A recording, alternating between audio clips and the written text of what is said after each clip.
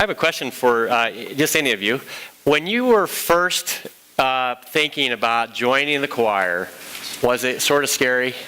Intimidating? No, never. Yeah, never. Be honest. Sometimes when we're asked to do something that's in front of everybody that showcases a musical skill and we're not certain, it can be a little overwhelming.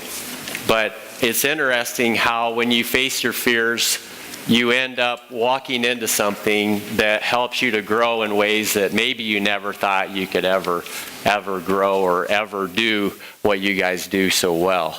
And what I like about being a believer is it provides a context of safety and hospitality and warmth and love and God's power that allows us to step out of those places where we feel pretty content and into places that may be kind of scary.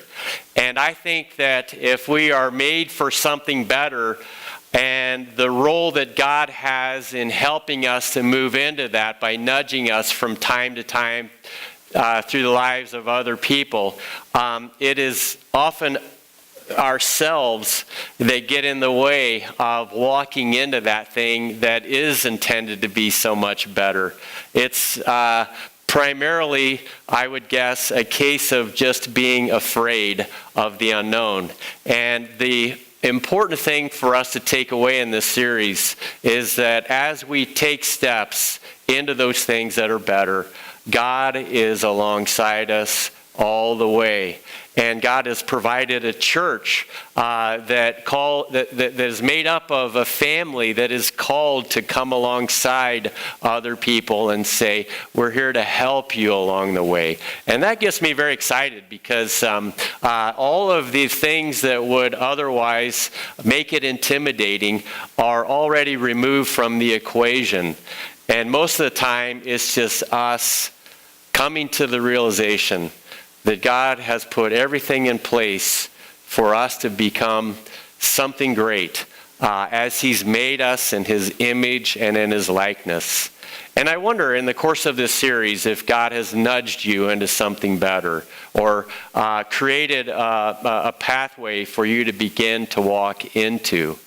And maybe if you've seen the pathway or maybe God's nudged you and you're still not budging, perhaps God is saying to us, maybe you need to stop and remember who you are and why I've called you and what power is at work. And the Apostle Paul loved to ruminate on those realities as he encouraged believers to walk by faith into those new realities as he would help them understand what it meant to be a child of God and to live in the wake of the resurrection. And as we come to this place in our message series, he's writing to a church in Ephesus, which is about 250,000 people, and it's made up of a whole cross-section of very powerful and wealthy people, very talented and gifted artists and musicians, and everything in between. And as Paul is writing this letter, he says, despite everything that is great about this wonderful city, God has made for the people in it something even better. And as he writes a letter to Timothy, who is the pastor over this church or series of churches in Ephesus, he wants to just showcase the realities that Timothy is to lead them in. So here's what he wrote to the church at Ephesus, starting with, I believe, around verses 15 and following. He said, I have heard of your faith in the Lord Jesus and your love towards all the saints. And for this reason, I do not cease to give thanks for you as I remember you in my prayers. And right now, I pray that the God of our Lord Jesus Christ, the Father of glory, may give you a spirit of wisdom and of revelation as you come to know Him, so that with eyes of your heart enlightened, you may know these things. You may know what the hope is to which you have been called, that you may know the riches of his glorious inheritance among the saints, and those are ours, and you may know what is the immeasurable greatness of his power for us who believe. And then he goes on to just provide the substance behind that greatness by referencing something that we need to take note of. And that is according to the working of his great power. And what is that power? God put this power to work in Christ when he raised him from the dead and seated him at the right hand in the heavenly places. And I don't know if you're aware of this or not, but there is a power that is at work, that has been at work, that has been rippling through space and time into this very room that started at one small location in the country of what is known as Palestine right now, but at the time known as Israel. And that location was a tomb that was emptied of the mortal body of the very Son of God himself, when the Father came and said, I am now in the strength and the power that only I can offer to this moment, raising you from that tomb into immortality. And something happened. A switch went off, and it began to just ripple and move. I mean, I was asking my wife yesterday, I said, if you had heard the gospel for the first time, or you were walking around the countryside that Jesus was walking around in at the same time, and you were hearing stories about Jesus, would you honestly have said, oh, I believe that? Or would you have been a little bit skeptical and said, yeah, you always hear all kinds of stuff all the time. I don't know if that's true or not. And I'm guessing, though history doesn't record it, that a lot of people said, I'm curious, I'm interested, but I've got other things to attend to right now. Until that day when he walked into your town and he began to showcase the presence of God through his life, and then it became undeniable. But I have to wonder if sometimes, because the way we are and the way we accept things and the way that sometimes we're resistant to grow or to assimilate new ideas into our mindset, I wonder if a lot of people said, yeah, I'm not sure about that Jesus. And I'm actually, knowing human nature the way I do, I wonder if people weren't thinking 20 years later, I never thought that those things that we saw and that we heard, I never thought it would come to the place where it would begin to just spread out into the Roman Empire. And the amazing fact is, this power is so effectively at work and has been for so long that I think at times we just take these things for granted. So as we reset this, I want us to look a little bit at the situation between Paul and the person who is the pastor over the churches in Ephesus, Timothy. Because Paul understood that it would take a lot of bravery for Timothy to pull off what needed to happen, to share the gospel, to confront people that were opposing the church, to be able to handle the cynicism that some people had about the good news, and all the things that are just associated with being a pastor. And Paul had things that I think he cataloged that reminded him that it's not easy. Matter of fact, it takes a lot of courage to not only change yourself, but to change things in the lives of other people. He actually described it in the things that he would boast about in 2 Corinthians chapter 11. He said, but whatever anyone dares to boast of, I am speaking of as a fool. I also dare to boast of this, and that is, I'm a Hebrew? Sure. Am I an offspring of Abraham? Sure. Servant of Christ? I'm even a better one. But the thing that I really want to share with you is what I had to face in the process of living out this new life that I'm called to live. And he said this, I want to boast in imprisonments, in beatings, in near-death experiences, in 5 times receiving at the hands of the Jew the 40 lashes less one. 3 times beaten with rods. Once I was stoned. 3 times I was shipwrecked, a night and a day, and adrift at sea, on frequent journeys, in danger from my own people, danger from Gentiles, dangers in the city, dangers in the wilderness, dangers at sea, dangers from false brothers, in toil and hardship, through many a sleepless night, in hunger and thirst, often without food, in cold and exposure. And apart from all other things, there is the daily pressure on me of my anxiety for all the churches. Who is weak and I am not weak? Who is made to fall and I am not indignant? If I must boast, and I will boast in the things that show my weakness. The God and Father of the Lord Jesus Christ, who is blessed forever, knows that I am not lying.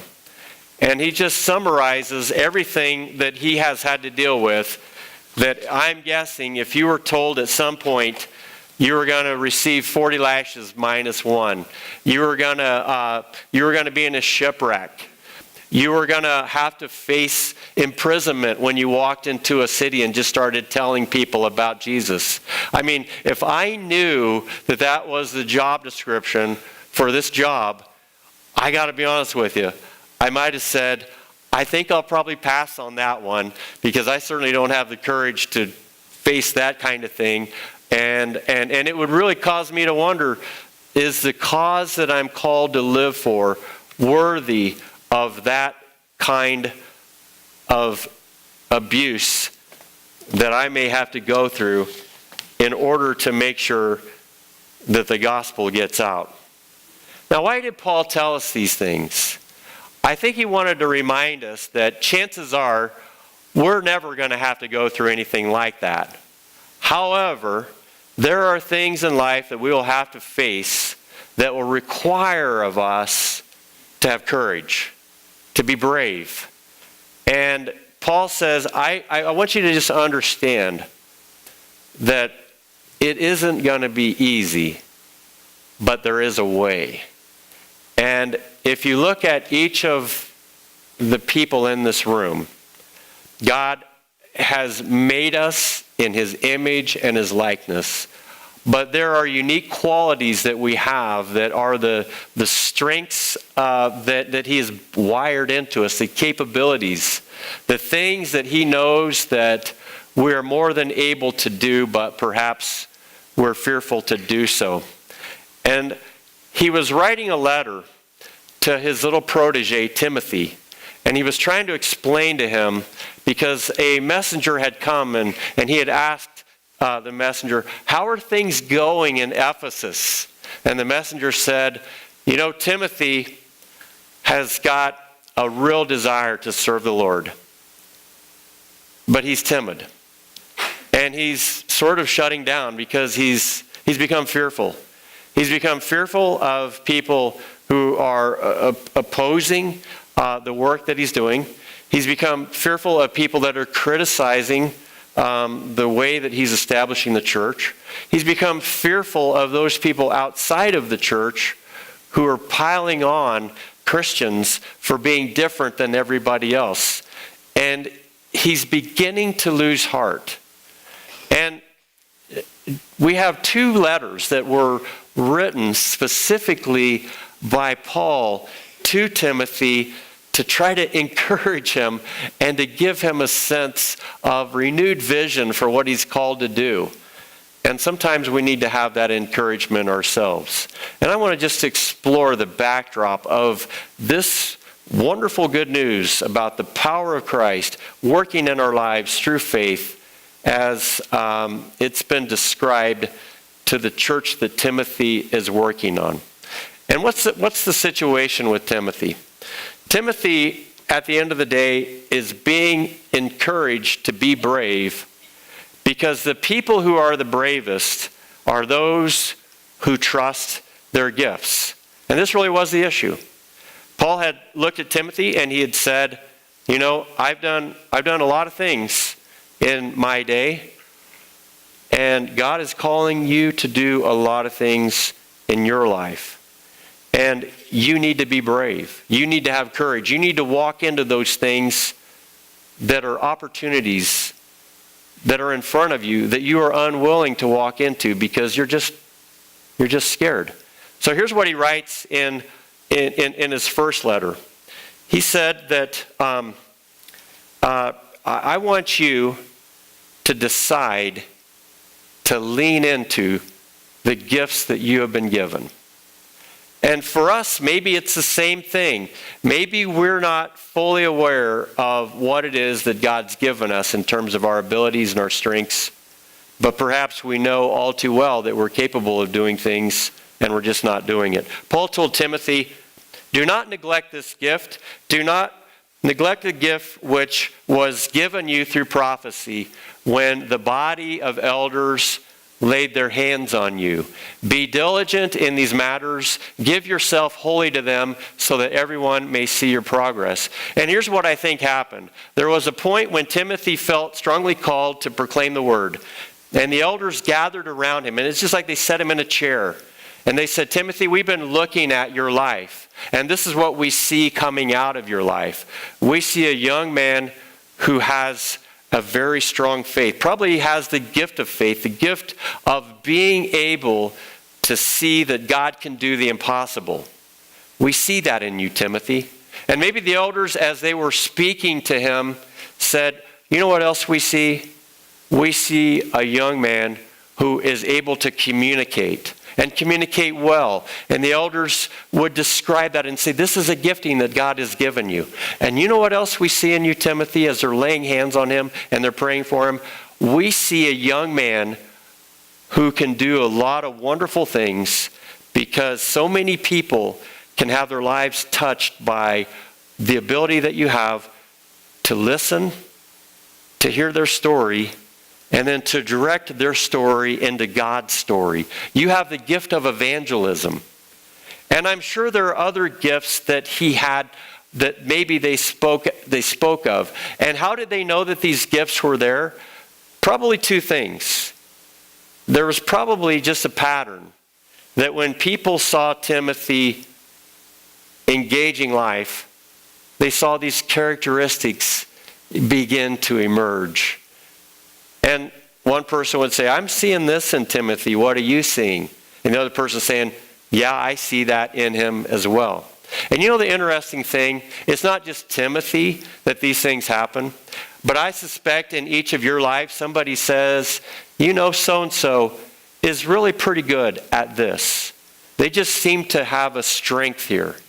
And it could be you have an ability to just offer hospitality. It could be that you have the ability to do things in a mechanical way that other people can't do.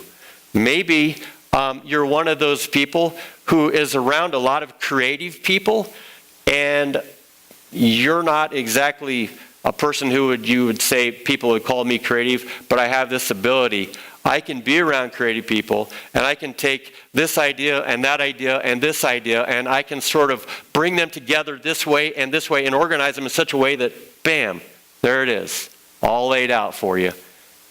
That person may have the gift of administration. They can just see how to practically pull these things that other people are pie in the skying and make it a reality. And even in this situation where I work at, I would be this person up here, and there are a few people on staff who have this wonderful ability of just pulling it together and being great administrators. And I could just go on. And if you have had people speak into your life and say, I see this in you. And maybe, like Timothy, you sort of neglected it. You're like, I know that, but I don't have the confidence to walk into that. I'm not sure. I mean, other people do that well, but I'm not sure that's me. And maybe you need to show a little courage and walk into that thing that people are saying, it's right there in your life. And what I love about Timothy, as you read the narrative of Paul's interchange with him, is it's just a very transparent biography of a struggling young Christian leader. And for a person like myself, those books are just supremely invaluable. And Paul just says, don't neglect your gift. Are you neglecting the gift that people see in you? And are you showing the courage that's necessary to do what you need to do with it for the people around you that could benefit from it? As I mentioned with these guys back here, how blessed we are that you stepped across the threshold and said, not going to be intimidated by Attila. Attila is very intimidating for sure, if you get to know him. He's a taskmaster, no question about it. I've never even seen Attila angry, honestly. Maybe you guys have, but I never have.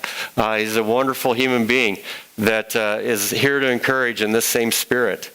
But here's the thing. Here's the other thing that needs to happen, and that is, as you're looking at Paul's interchange with Timothy, another thing emerges, and that is people who have courage, who are brave, who walk into these things, define how they will use their gifts.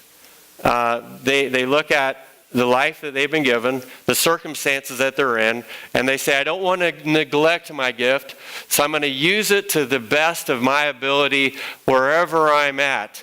And maybe if you processed it a little bit, you come to realize, yeah, this is my strength. Now, when I was studying as a young pastor in Bible college, I was also going home every weekend and watching football. And I don't really watch a lot anymore, but I was addicted to watching the Chicago Bears play in the mid-'80s. Anybody remember that? Maybe you do, maybe you don't. There was one very colorful character that I paid a lot of attention to, and this is his picture. I'll just show it to you real quickly. Anybody know who I'm talking about? Jim McMahon. How can you not know Jim McMahon? This guy knew his gifts, and he walked into his gifts. And I could give you a list of all of the things that he did in college. There was a game that he was playing when he was with Brigham Young, and they were 45-21, I think, with 4 minutes left, and people were walking out of the stadium. And he said to the people around him, we're not done yet. And sure enough, in that 4 minutes, he drove that team to score enough points that at the end of the game, they're the ones who walked out of there the victors. And the thing that I really liked about Jim McMahon was how he was so focused in playing the game that he was called to play with heart and soul. And he would play it not in the way that somebody said, all right, now if you're going to play football as a quarterback, you play this way. And he's like, I can't play that way. I can only play the way that I've been made. And so here's another picture just showing you how he played. Like if he needed to go across the line, he would just dive head first. If he was facing opponents, he would go head first instead of feet first. Now he paid for it later on in life, but the thing that I really admired about him as a quarterback, as a person who was responsible for leading a team, the thing that I liked about him was the fact that he had in his own mind a calling to live out the gifting that the Lord had given him. And he just stayed true to that, to who he was. And, love him or hate him, you got to admire the fact that he just lived fully to who he was as he was created. And there's something that happens when we say, I'm no longer going to live in the way that everybody else tells me I should live. I'm going to choose to live in the way that God's made me to live. And that is a very, very brave choice. Defining how you will use the gifts that you have been given. And the Apostle Paul said, believe it or not, Timothy, you can do it. And there is an iconic verse in Paul's writings to Timothy that probably everyone has heard at least 20 times, if not 100. And it's certainly been prayed by me a number of times that I can't even count. And it goes like this. It says, God did not give us a spirit of timidity, but rather a spirit of power and love and self-discipline. And that word of spirit of timidity literally means a running away from. It just means you see something and you're fearful and you run away. And that's what Timothy was doing. He was kind of running away. And Paul was saying, stop and live into the potential that God has wired into you as you're made in his image and likeness. Stop and remember that the elders laid hands on you and they called out this gifting that you are neglecting. And if you cannot connect these dots, then here's how you live it out. And I want to show you a picture real quick. And it's a triangle. And this is how I think it works. God has given us a spirit of power. And if you remember from Ephesians, this power that we're talking about is the power of the resurrection. It is the power of the empty tomb that is just at work in us now, as we just referred to in that opening chapter. And that power is, you guys have all heard the story about Alfred Nobel, who was the originator of the Peace Prize, and what he actually did occupationally prior to the inception of that whole emphasis on peace. It was the ability to blow things up through dynamite. And whenever he invented dynamite, and he made tons of money off of it, do you know why he called it dynamite? It comes from the Greek word dunamis, and the word actually means to power it, and it's just power it, and it had this connotation that goes all the way back into that wonderful Greek word dunamis, and essentially that power is at work in us if we trust it by faith that God is enabling that power, which I do, by the way. And I know that within this triangle, that's triad of three characteristics, that I can be brave, that I can do what I'm called to do. And it not only has the power of God at work in it, but it actually has God himself at work in it, if you want to say that, because John says if there's any description of God, God is love. And love is just God's way of showing us the greatness of his favor and blessing and desire to connect with us and to know his joy and his peace and just the richness of who he is. And Paul is writing to Timothy, and he's saying, you got this spirit over here that wants to run away, and then you got this spirit over here that says, I'm here to empower you in a spirit of love. And for me, that's awesome to hear. I like the idea of power in that way and love in that way. It's just beautiful. Then there's that word at the top. Self-discipline. Man, that's the tough one. But it basically just means this. Self-discipline means to have a stable mind, a stable approach, a way of approaching life that is in alignment with those characteristics that you have been given. You can call it self-discipline, but it basically says you're to focus on being who you are in your strengths, in your giftings. And that's discipline. Now, I don't know about you, but I tend to want to do a lot of things that are outside of the range of my spiritual gifts. There are times when I have to be very linear. I have to actually use an Excel spreadsheet. And if you know me well enough, you know how hard that is. I would rather use a color palette in Adobe Illustrator or Photoshop and do something creative. But to have to do something line by line by line, I'm honestly not that great at that.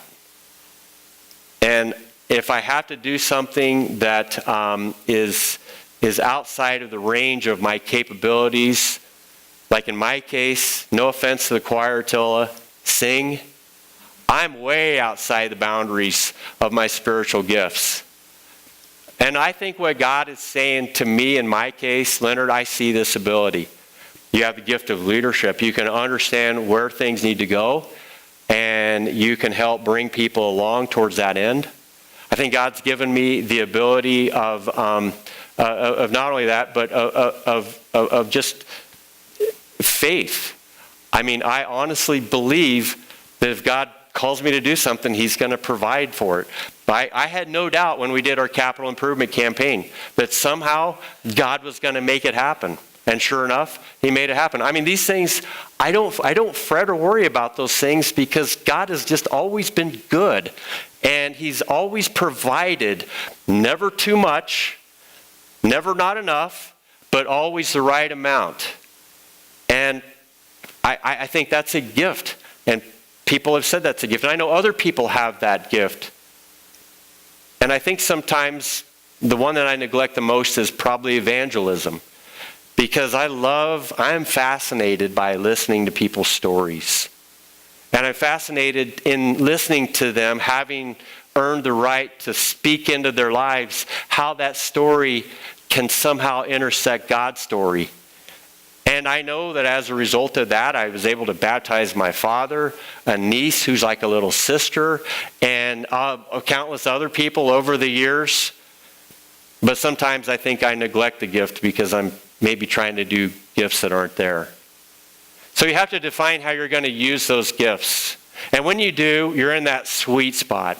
And maybe for yourselves, it might be an exercise to say, what is it that God has given me that I sense that is beneficial for other people around me? What is it that other people see when they see me? And just put that in that frame of that triad. And then every day you wake up and you say, God, help me to live not in fear, but in the power and the love and the self-discipline that energizes who it is that I'm called to be in this day.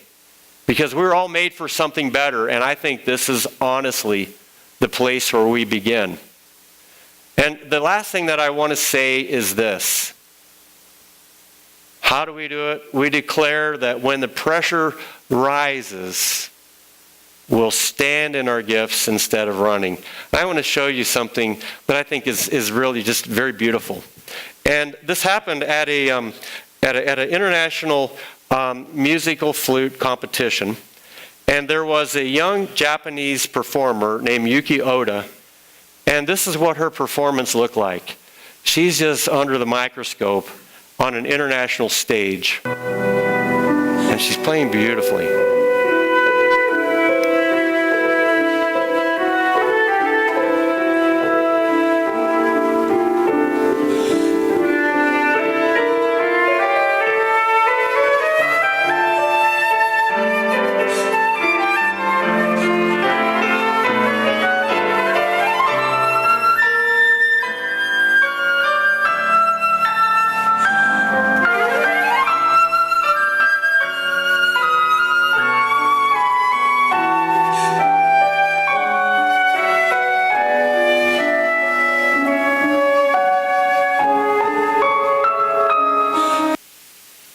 Now be honest, what would you have done had a butterfly landed on your head? And you'd been training for your whole life for that moment. It would be pretty easy to lose your cool, wouldn't it? And yet, time and time again, when people focus on what it is that God has called them to do, that other stuff just doesn't get in the way. Because you're just doing what you're supposed to be doing and not letting anything distract you in any way that keeps you from shining forth in the way that God has made you for something better. So in this part of the message series, I don't know what it is that you're afraid of. And I don't know what it is that's causing you to neglect that gifting that you all have. And I don't know what it is that God has in mind for you when you just embrace the power and the love and the self-control that is His to offer for us to go to work. And I don't know what will happen. Just imagine what would happen if we trusted God to move us into that place and enable us with those strengths to do exceedingly beyond what we could ask or even imagine. And maybe the breakdown just starts with faith.